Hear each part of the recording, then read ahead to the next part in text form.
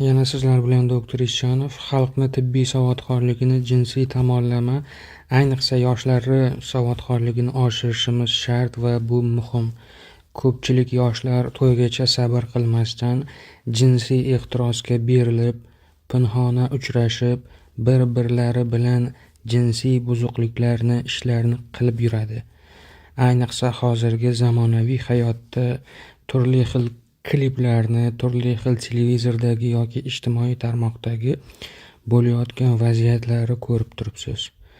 Qiz bolani jinsiy qiniga aloqa qilmasdan, ya'ni jinsiga qiniga olatini kiritmasdan chotiga aloqa qilish degan ko'cha tilida mana shunday bir buzuqlik yuradi.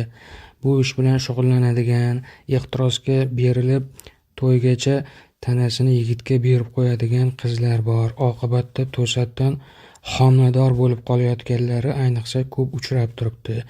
Keyin bu qiz buzilmasdan turib, ya'ni jinsiy qizlik pardasi olinmasdan turib homilador bo'lib qolib, bu homilani to'ygacha yo'qotish payiga tushib, abort qildirib, keyin to'y bo'lmay qolib, rasvo bo'lib ko'chada qolib yoki to'ydan keyin ajrashishlarga uchrab, xullas judayam muammoli vaziyatlarga uchrab qolayotgani bo'lmoqda. Shu sabab bu lavhani jinsiy tibbiy bilimni oshirish maqsadida tayyorlangan deb tushuning.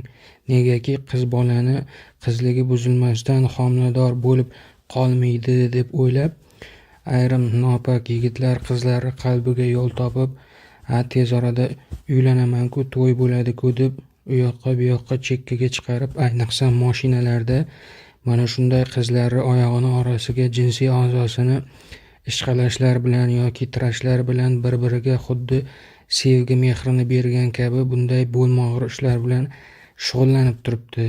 Qizlarimiz bu narsani bilib qo'ysin, bu narsani oqibati yaxshi emas va qanday qilib bu usulda jinsiy aloqani buzuqlikni oqibatida homilador bo'lib qolishligini ko'rib qo'ying. Qizlik pardasi buzilmasada bunday yomon ishlarni, nomaqbul ishlarni qiladigan bo'lsangiz, homilador bo'lib qolishingiz baribir xuddi jinsiy aloqa qilgan bilan bir xil bo'ladi. Shuning uchun diqqat bilan e'tibor bering, qay tartibda bu homilador bo'lib qoladiganligini tushunib qo'yishingiz kerak. Demak, mana bu qiz bolani tashqi jinsiy a'zosini mulyaji, mana bu katta jinsiy lablar, mana bu yerda klitor hamda siyadigan teshik bo'ladi, mana bu klitor. Endi mana ko'rinib turgani jinsiy qinga kiradigan dahliz, yo'l, teshikcha. Mana shuni kiraverishida shunga yaqin joylashgan qizlik pardasi bo'ladi. Mana bu qizil rangda aroqida ajratib qo'yibman, ko'ring mana. Mana shu qizlik pardasini orqadan ko'rsatganda xuddi mana shu yupqa bo'ladi-da, o'rtasidan mana qarang, e'tibor bersangiz teshikcha chiqqan bo'ladi. Bu barcha qizlarda har qanday shakldagi kichkinagina teshikcha, uzunchoq bo'lishi ham mumkin, har xil bo'lishi mumkin. Muhimi bu qizlarni hayzi kelganda hayzdagi qonni выделение bo'lib chiqib ketishi uchun kerak bo'ladi. Shuning uchun tabiatan bu narsa shunday joylashtirilgan. Mana qizlik pardasi jinsiy qinni ichida joylashgan bo'ladi. Ana endi buzuqi noma'qul ishlar bilan shug'ullanadigan bo'lsa, erkakki jinsiy holati mana qizni jinsiy mana shu sohasiga ishqalab, shunaqa buzuqi ishlar qilib yuradilar bular. Endi hamma ham shunaqa deyotganim yo'q. Mana shuni oqibatida erkakki holatidan jinsiy suyuqlik chiqadi. Buni sperma suyuqligi deyiladi. Bu ayolni tuxum hujayrasini urug'lantiradigan spermatozoidlari tarkibida saqlaydi.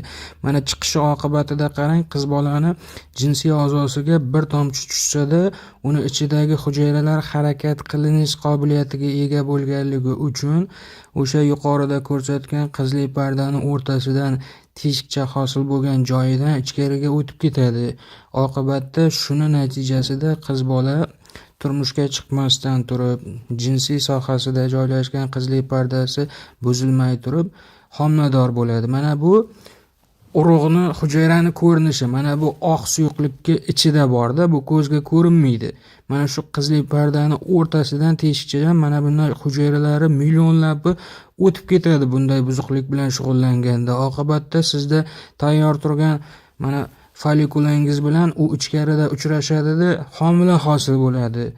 Demak, asosiy yoshlari qiziqtirayotgan mana shu savolga javob berdim. Jinsiy tomonlama baribir bilib qo'yishlari kerak edi.